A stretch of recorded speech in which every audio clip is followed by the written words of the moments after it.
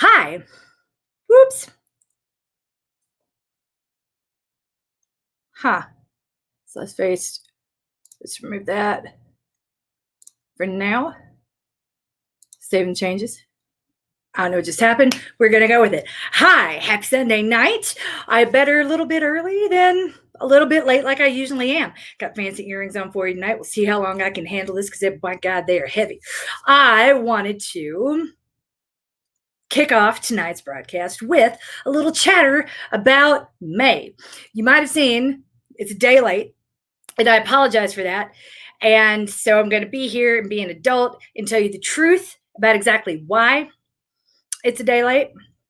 It's Susan's fault. Yes, you see, Susan made the mistake of telling me the other day that I really needed to listen to this podcast called Why Our Dads. And at the time, I didn't have a whole lot of time to listen to it. But then I found myself not wanting to talk to anyone around me. I'm sure you have no idea what that feels like. And at that moment, I decided I came upon Susan's text. And I clicked on the podcast episode for Why Our Dads, and I loved it. And I liked it so much, and I still didn't want to engage in anything around me. So I then listened to another one, and they did an episode. So Why Our Dads is a podcast about what it means to be children of fathers. And basically, it's a podcast. One could argue it's about finding daddy issues in pop culture. And when I say daddy issues, it's not to minimize the harm that adults can have on children, but rather to view things through a lens that I had never before considered. And it was fascinating, really fascinating. So when you think about the movie The Shining, like they did a whole episode on it. And I used to be a gigantic Stephen King fan when I was younger. And so I had never thought about The Shining in that context. I'd never really thought about it anything other than, just a really good horror novel. So I listened to them break it down in this podcast. And then I had to go back and reread the book and realized I never read the sequel, Dr. Sleep, because I got pregnant. And I'm like, whoa, here we go. So I have been face first in a hole of Why Our Dads, Stephen King, The Shining, and reading basically for the past 72 hours. And that's Susan's fault. I did not realize that May the 1st. I'm blaming you, Susan, for everything. But the only reason it is up is because of her and Sarah Seberg. So credit to them as well, because I just didn't. I was like, oh, that's 30 days has September, April. Yeah, we got fine. I'll have this done by Sunday night. Totally not realizing that Saturday was May the 1st. My bad completely. I apologize for that. But if you take a look at May, this is no man's land. We have been in no man's land for a very long time.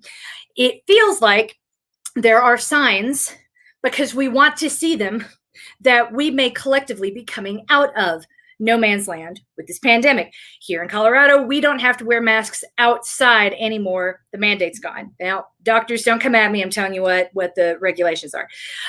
Also, they're saying that they don't have to be worn indoors and places where social distancing is being practiced. Now, I got 4 kids, still pent. I don't get to go out that often. And when I do, I'm probably wearing a mask. But the interpretations now are coming out as to what this could mean for fall races. Tonight, I'm going to be releasing a podcast that we recorded 2 weeks ago. My position has not changed. Our position has not changed. Keep our expectations low so that if it works out for fall races, yay. But if not, you're not devastated. Now is the best time ever for what we offer here at Fitness Protection. I tell everybody, running doesn't need to control your life. Goals can be poison more than they can be the sweet candy that keeps us going every day. When you're in no man's land with no certain endpoint, it is really hard for overachievers to make firm plans only to have that ripped away from them a week or two before the race. So what I'm recommending now is the same thing I've always recommended. How about let's take the pressure off the day, since we can't relieve the uncertainty. Let's do our thing. And all you need is 8 weeks to ramp up to a really good marathon, if a marathon is in the cards for you. And we should have a pretty good idea 8 weeks out if that race, in fact, is going to happen this year. So stay and maintain, do the things, and remember that in a normal year, whatever normal is, in what previously would have been considered to be a normal year, you would have purchased a marathon plan already. You would have received your entrance already and paid that big fee, and then would have started looking for a training plan that would commence most likely at the end of June or beginning of July. So now we've still got one more month to kind of maybe, if there's a race and you think it might happen and you're kind of serious about it, now is the time to start kind of pulling, I wouldn't say getting your shit together, but start pulling the threads of your life in that direction. It's a good month to get back into the rhythm of maintain, back into a good rhythm of doing that long run. If the long run is what's fallen to the wayside, it's usually the first thing to go for people. I'm not immune to that. It's good to get back in the habit of making sure you have, I don't know, the meals prepped ahead of time, the lunches. And I know it can be a lot, especially the way most people I know live. When running is the center of your life, and it's always been the center of your life, it was really hard to let it go. It can be equally hard to get back into it again. So rather than you going balls out for something that still has a question mark hanging over it, I'd say let's ease in a little bit more gently, start pulling those pieces together for the month of May. And then we've got a program that we're going to be launching on June the 1st. Signups are going to be coming soon, called Sunburn. And Sunburn, I've pretty much designed for you and for me. Strength is hard. My fitness is gone. I've lost probably more fitness this year than I have lost even during a pregnancy, to be honest. Even throughout my pregnancy, I was able to do Pilates and at least keep some muscle tone that I would be able to leverage as I came back. And there for several months, because I've been under so much stress and I've had so much cortisol in my body, I've lost a lot of that. My body's been burning. Though I've been gaining weight, I've also been losing muscle, and I'm ready to start bringing some of that back. So Sunburn is a program with reduced running and full body strength. It's going to look a whole lot like previous programs, slow burn, but with different runs. We're getting rid of the VVO2 max and the specificity in the runs. Because frankly, why do them if we don't know for sure we're going to need them? I would rather devote the energy towards coming back to fitness, really getting like our arms toned, our back toned, maybe like your transverse abdominis, your core isn't talking to your back anymore, or your glutes don't engage the way that they used to. We're going to try to bring all that back in the summer program called Sunburn, designed a little bit differently. Like I said, it's not stuff that I particularly love doing. I mean, I don't like bicep curls or tricep crunches or I hate that stuff. I hate it more than you do. There's a reason I'm a run coach, not a strength coach. But we're going to get through this together in an attempt to try to pull those pieces back together during the one time of year, summer, where everything is up in the air, during a season when everything outside us is still up in the air. So the impetus, or rather the guilt that I hope you feel, because everyone has this idea that they have to do 100% or they threw their money away. And I hate that notion, because I've tried to price everything low enough that you won't do that to yourself, because I know that's what we've all been taught to do and how we've been taught to think about things. Rather, I say, let's make the space. And if it works out, great. But if it doesn't, we still got something we could theoretically come back to. You could come back if there's a time later and still watch the videos. We're not taking your access away. You could unapply the plan and then reapply it starting on whatever date you wanted. This is true for all of the programs. So theoretically, you wouldn't have to pay us for anything, because once you have access to it, you wouldn't need to buy it again, but then you wouldn't be part of the group doing it together with all the starting cues that we're going to be giving you throughout the course of the program. So I would love for you to pay us. It's a hard year, it's COVID. But at the end of the day, what I don't want is the guilt or the shame that comes from all the pressure around you, like you didn't get your money's worth, or like there's something wrong with you, because there's absolutely nothing wrong with you. Nothing at all. If there's something amazing about being willing to try again or to start again, and that is what keeps me coming back to this and me coming back to you, because there is nothing cooler to me than the person who gets up and says, yeah, that didn't work out. Let's try again. It's what we tell our kids to do when they fall off the bicycle. You just got to get up and try again. But we get mad at ourselves when we do it as grown-ups and say, this is proof we don't need to be doing it in the first place. If we talk to ourselves the way we talk to our children, we'd have a whole lot more fun. So I'm going to beg all of you to be really kind and generous to yourselves. Think about Sunburn. You don't have to do it. But for now, we've got the month of May. May WHEEE is what we titled it. And here's what I was thinking when I put it all together. Right before I left my Wall Street job, in the year leading up to that, before I went to business school, I was madly in love with the Frenchman, and we drove each other absolutely insane. It was probably one of the best bad romances I'd ever been in. There was no way this thing was going to work out. I have no hard feelings, and hopefully he doesn't either. But we were together for a year. We had 4 dogs. I know, right? Foreshadowing. It's a little. I'm like, what? Remembering that time period. For I got to say, 4 kids is easier than 4 dogs. A lot less crap. But part of being around a Frenchman 24/7, and his family did this too, and his friends did it. So this, I've come to accept, if there are French people listening to this and you're like, I've never heard this before, fair. Maybe it's just a family thing. Maybe it was just their circle, but I heard this all the time and it drove me bonkers. I would ask, I don't know, what are we going to do this weekend? Or when are we going to make this plan? When are we going to take the trip? We may, c'est pas.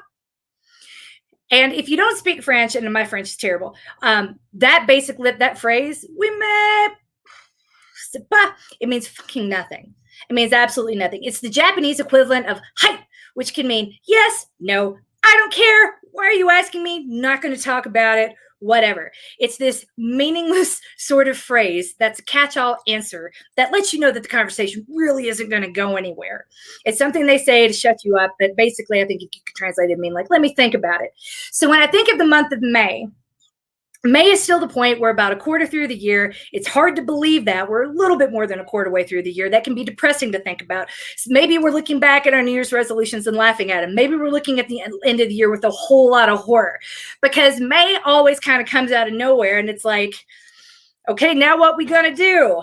What have you done with yourself? It's that point where we feel like we need to answer to somebody for something for reasons that even I don't understand.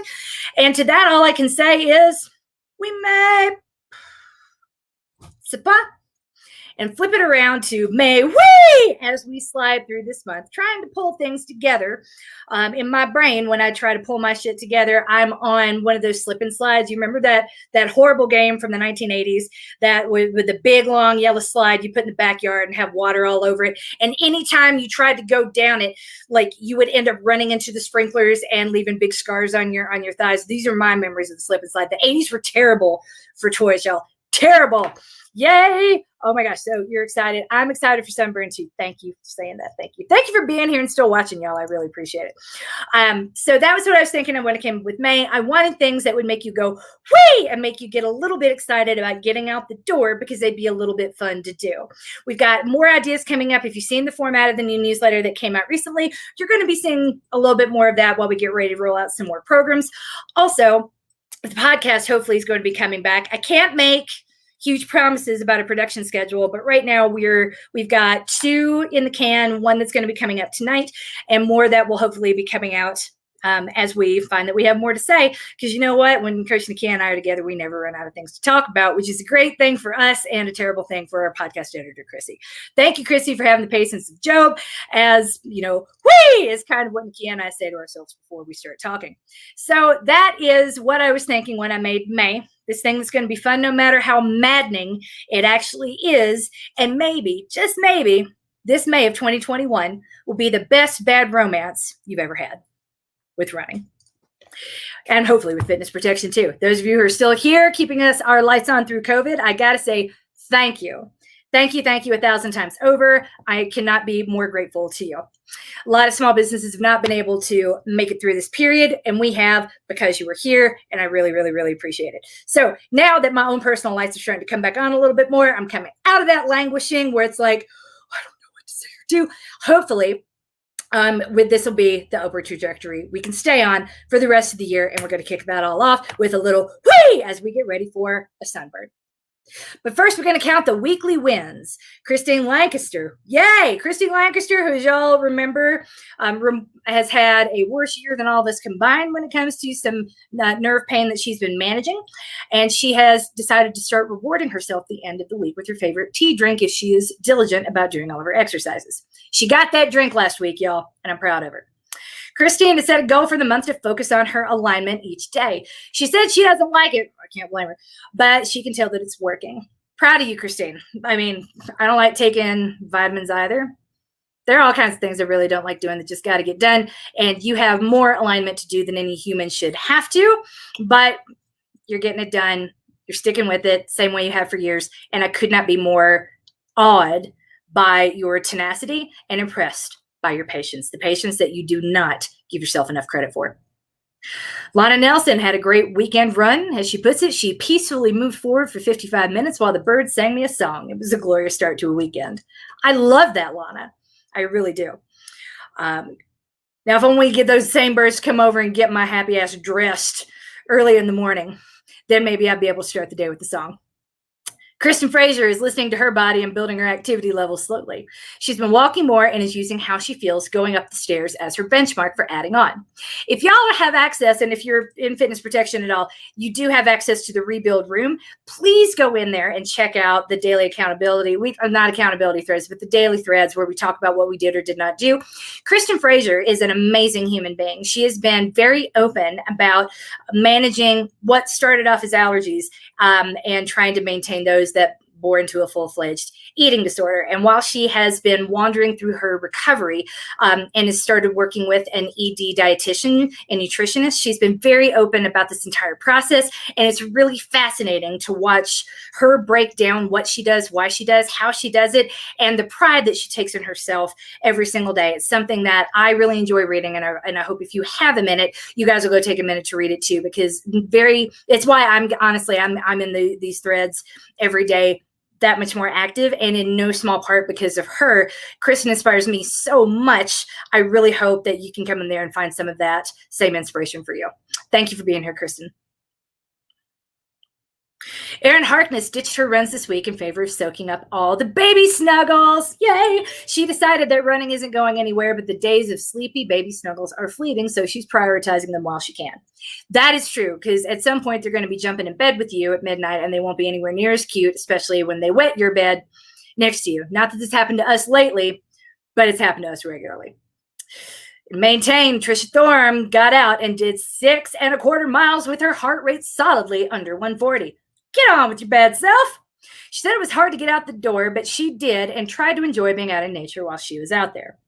I tell you, I've still got a little PTSD from all the allergies, and I wake up in the morning and I'm like, and then the kids are like, Mom, and they jump on top of me and I don't fight it.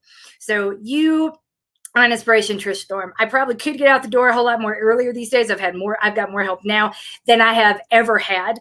And maybe not having that pressure to get out the door first thing is why I'm not. I don't know. But either way, I read things like this. And like, even though, Trisha got out, maybe I need to get out too. You're a badass, Trisha. Love having you here. Karina Terry is slowly building back the mileage. Proud of you, Karina. Really, really am. She ran Karina, by the way, is exhibiting another, so typically when a person gets injured, the first thing they do is quit whatever program they're in. And I always have to beg people not to, because I'm like, if you go, I can't support you. I can't help you. You're going to be adrift, and either you won't come back, or you're going to come back too quickly without guidance and go back to what you were doing before you're ready, and you'll get re-injured. And that's the last thing we want. So she made the hard decision to stay. I said, I'll refund you this month if you just stay. And she did stay, and I couldn't be more proud. You are making good choices. You are getting better. Thank you, Karina. Thank you, thank you, thank you. That is huge.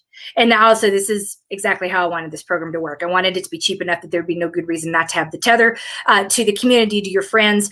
And basically, to me, even though I'm not the most viable thing out there, sometimes just one person in your corner saying, hey, you sure? Go get those baby snuggles. Hey, you sure? If this hurts, let's talk it out, to sort of challenge you and say, you're here.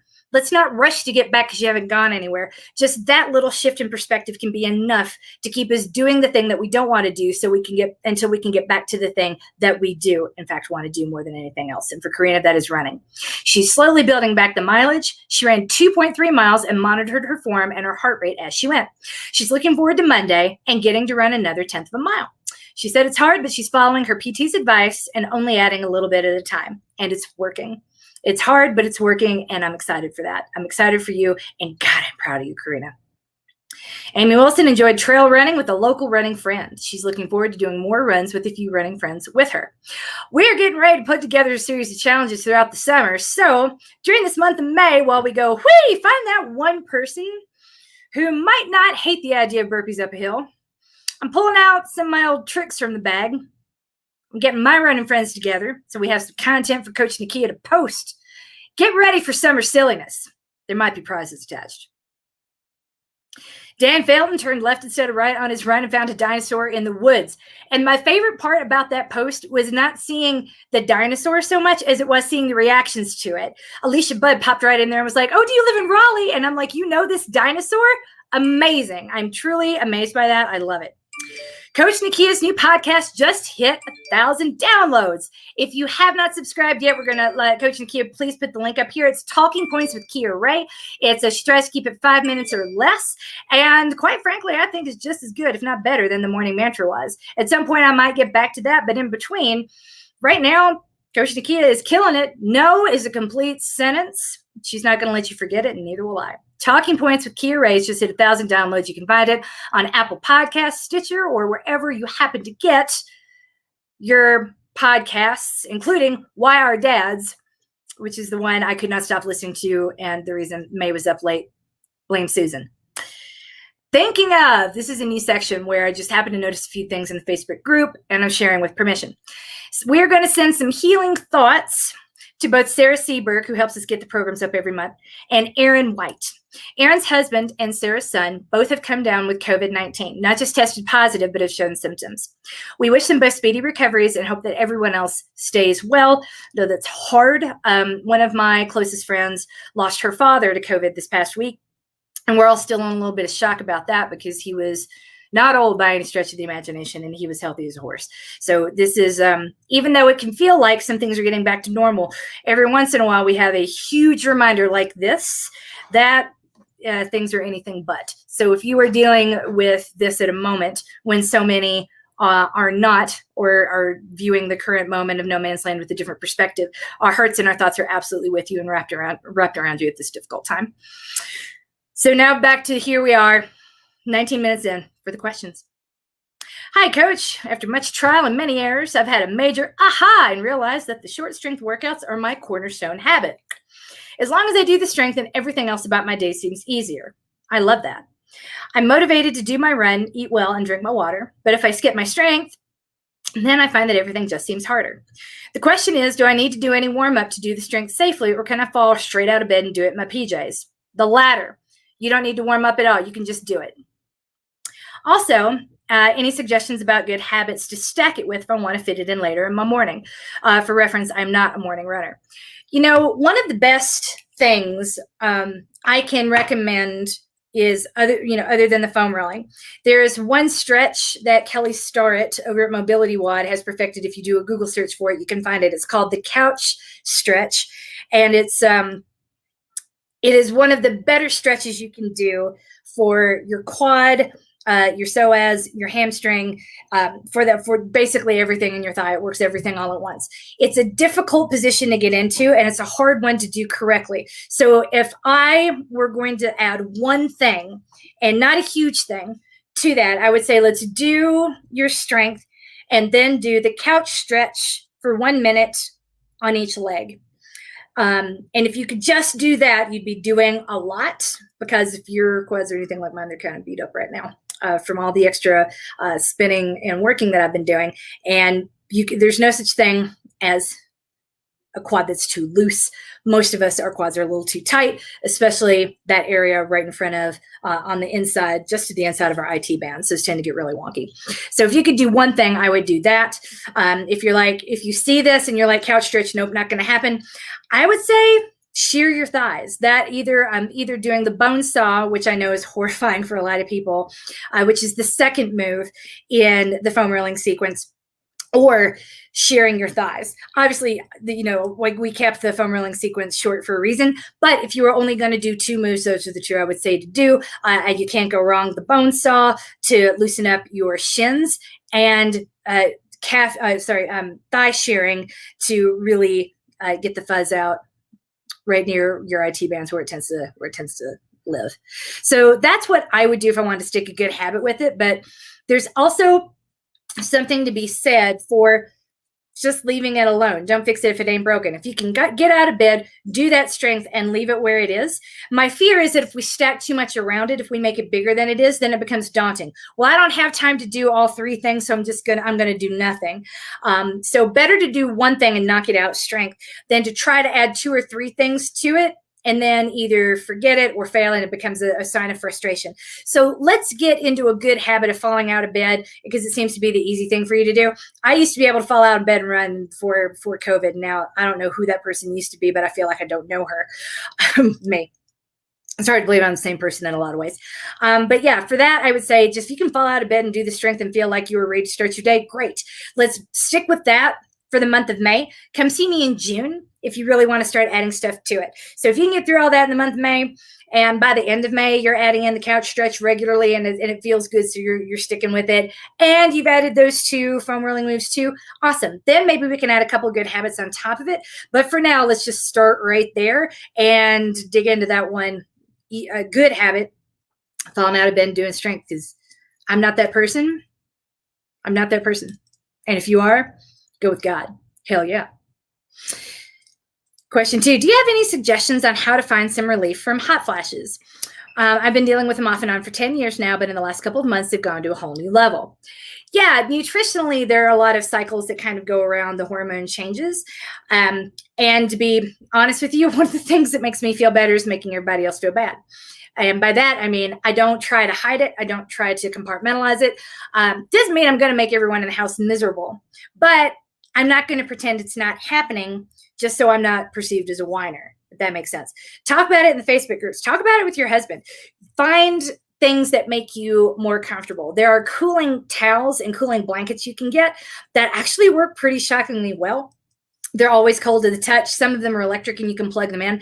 And I know that for me during my pregnancy, when I was having a lot of hot flashes, that I really did not know what to do with. I mean, because when people say hot flashes, like we think of really like older women, we think of menopause.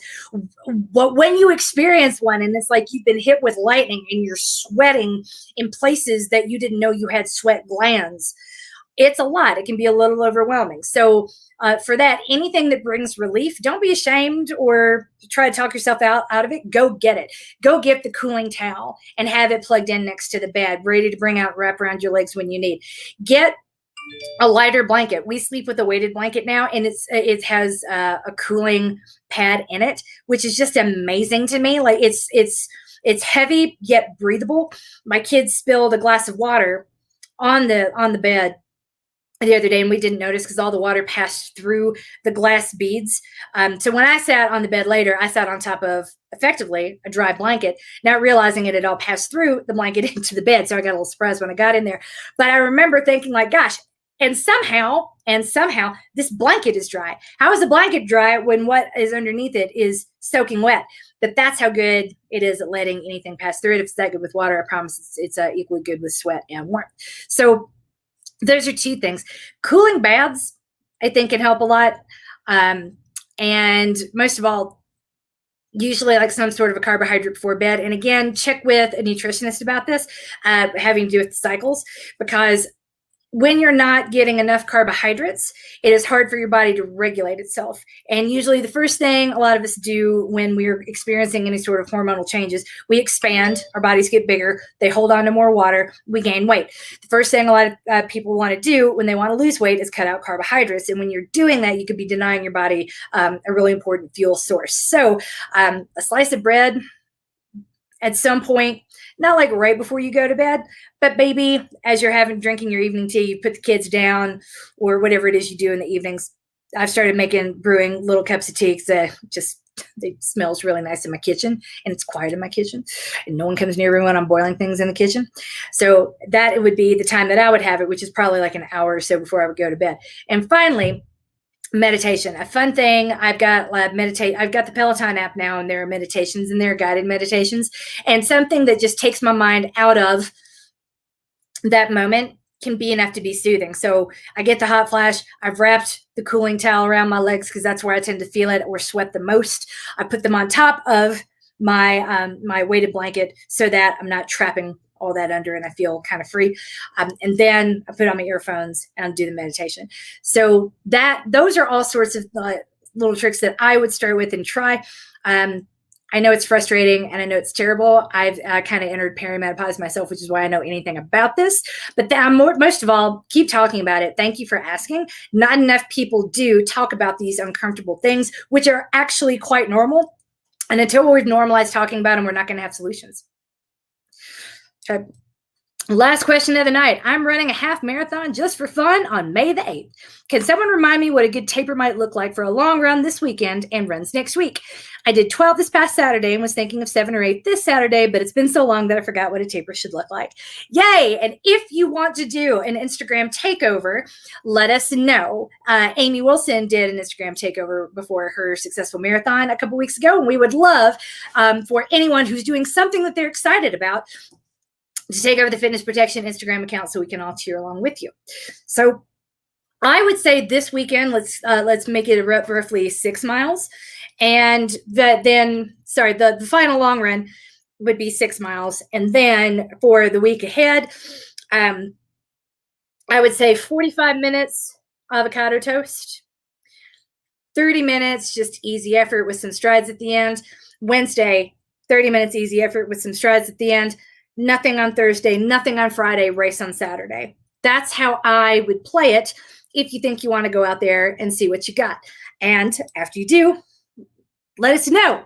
We want to see what flat you looks like, happy you looks like, you in the corral looks like. Tell us what the race conditions are like. As we come back into racing, it's going to be hard to know what normal looks like, but any moment that you're having, someone else might not be able to experience in a different state. So let's all share the joy together while we got something to share.